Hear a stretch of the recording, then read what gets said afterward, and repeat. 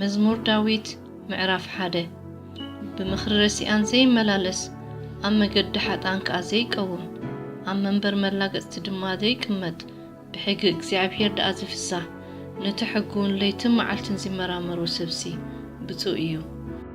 ንሱ ከምታ ፍሬኣ በቢግዚኣ ትህብ ቆጽላ ከኣ ዘይረግፍ ኣብ ወሰን ወሓዚ ማይ ተተኽለት ኦም ይኸውን ዝገብሮ ኩሉ እውን ይሰልጦ። እቶም ረሲኣን ከምቲ ንፋስ ዝብትኖ ቦቕቦቕ እዮም እምበር ከምዚ ኣይኮኑን።